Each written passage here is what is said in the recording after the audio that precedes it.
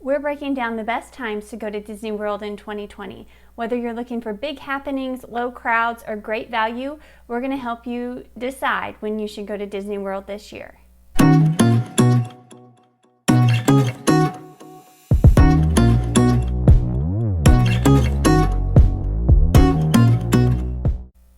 Hey everybody, it's Brianna at Travel Dolce. Thanks for joining us today. I know we're already a few months into 2020, but today we're going to break down the best times to go to Disney World.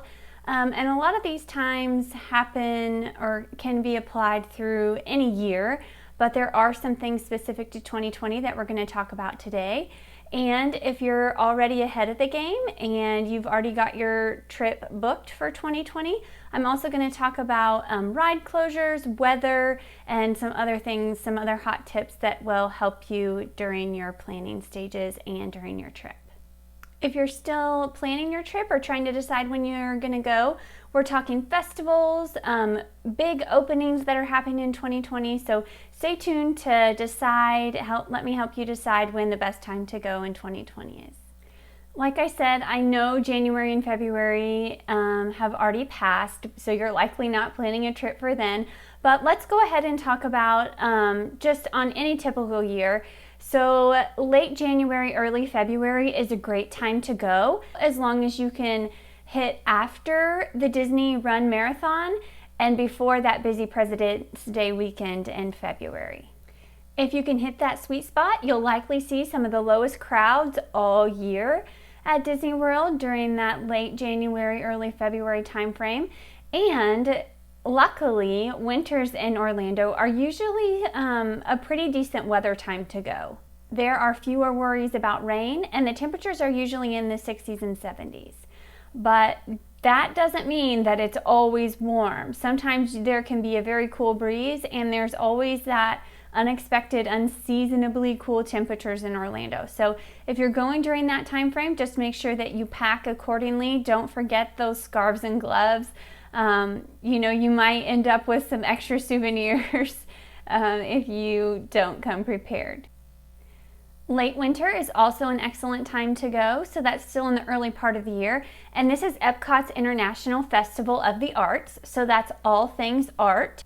You're going to see visual, performing arts, culinary arts, all things art. If it's a type of art, you'll probably see it at this festival. This is the newest of the Epcot festivals, so it's very much an up-and-coming festival.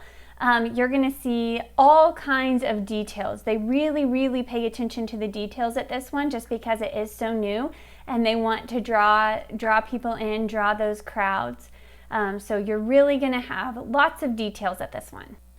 This year, the event ran from January 17th to February 24th.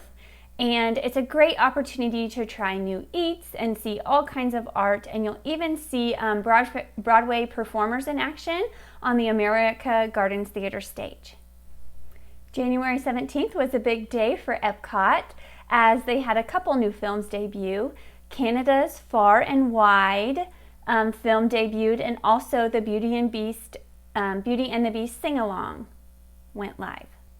And if you saw my last video, you know that Regal Eagle BBQ is now open over in Epcot's America Pavilion. So if you saw my last video, if you didn't see my last video, I'll put it up in the cards here so you can check it out. And also coming to Epcot very soon should be Space 220. Also during the early part of the year, Disney does run some discounts. There's usually a pretty good room discount, so that can help you save quite a bit on that rack rate for rooms. So always look for that if you're booking in the early part of the year. If you're planning a trip for January or February, just keep in mind that that usually is the annual water ride refurbishment. So if water rides are important to you, I would plan a little bit later in the year.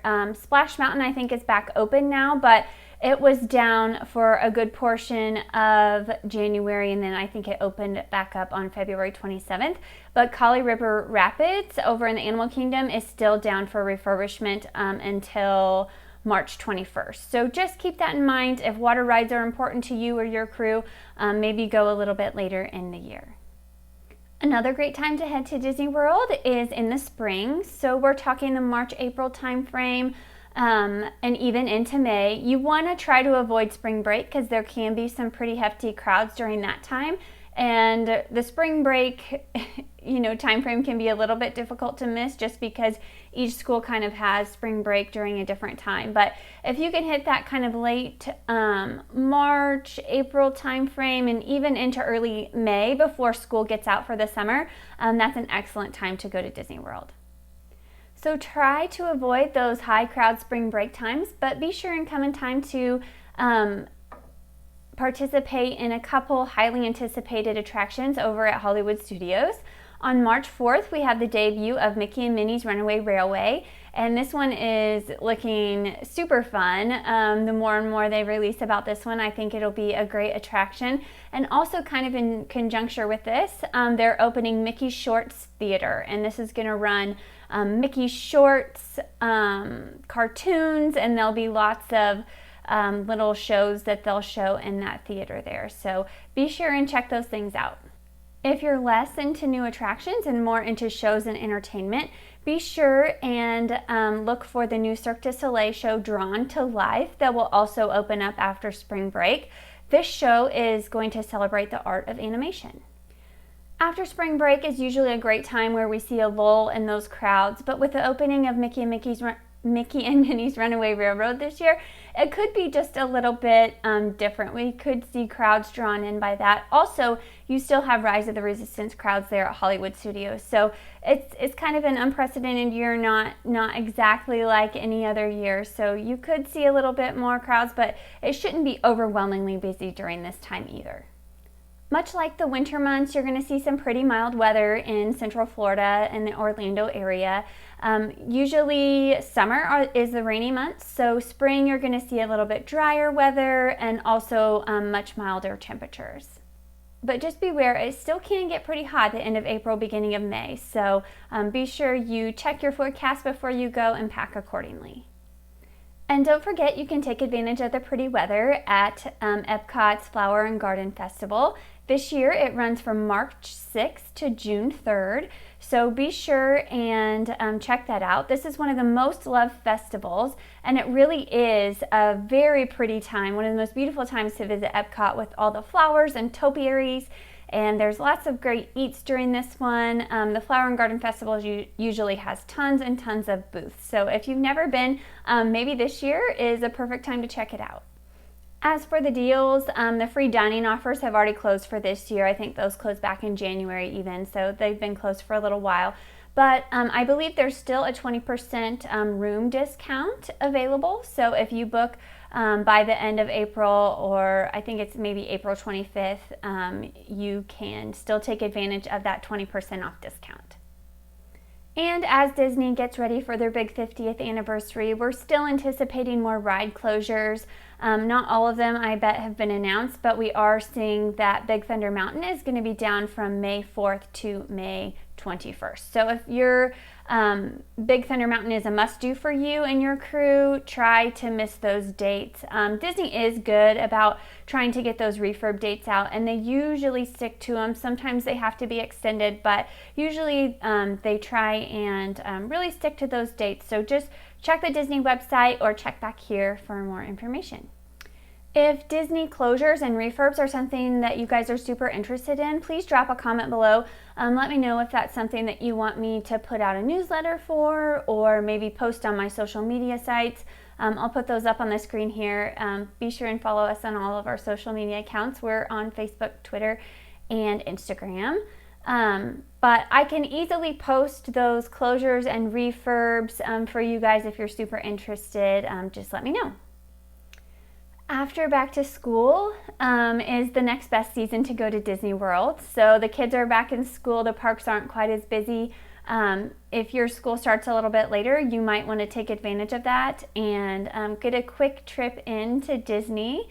The end of August and into September should be a really fun time at Epcot this year as the revamp of the France Pavilion comes to completion. And of course, the Food and Wine Festival, we're expecting it to see during this time frame again this year as well. So what's included in the revamp of the France Pavilion? So number one, we have the opening of Remy's Ratatouille Adventure in the summer of 2020. So that ride is already running in Disneyland Paris, and it's going to be, I think, a super loved ride here when it opens in summer. So it's the trackless ride system. You're in the little Ratatouille mouse car, and you're going through the kitchen of the restaurant, and you get to see encounter all kinds of adventures throughout the way. And like I said, over in Disneyland Paris, they really love this one. So that's the first part of the France revamp.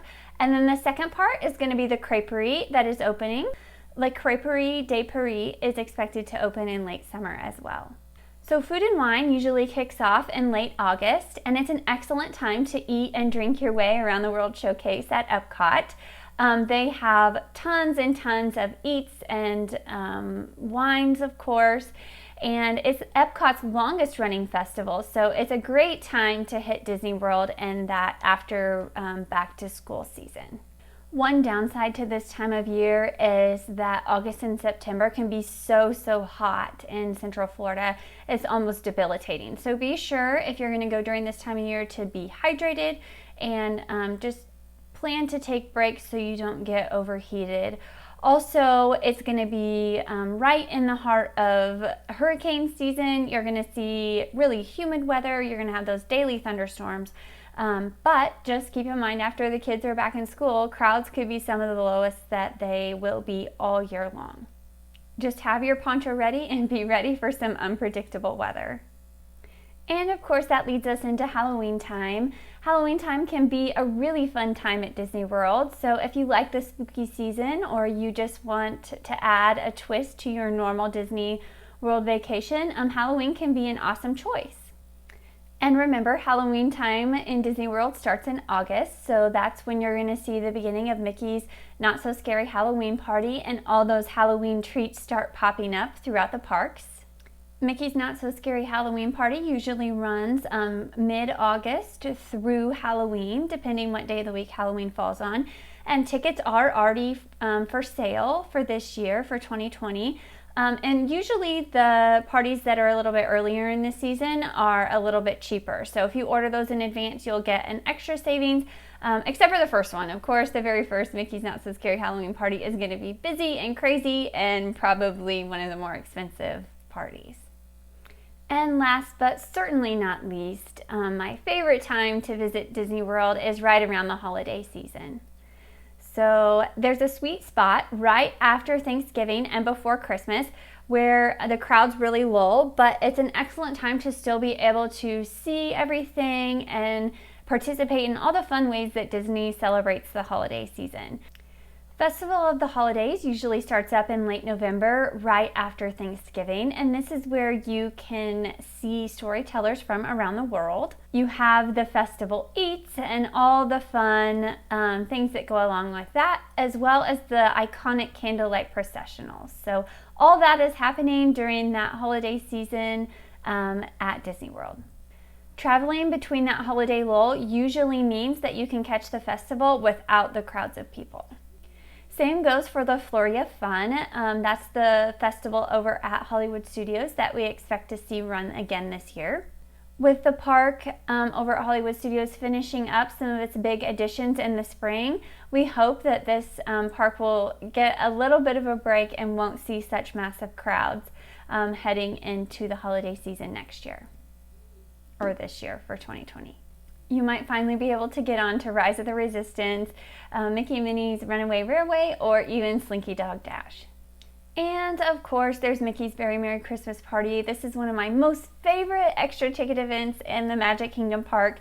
It's such a great time. There are stage shows, Elsa lights the castle, you have parades, special holiday eats. You can go around and collect all the Christmas cookies from all the different places they're located throughout the park, and you've got ride overlays and just lots and lots of magic happening.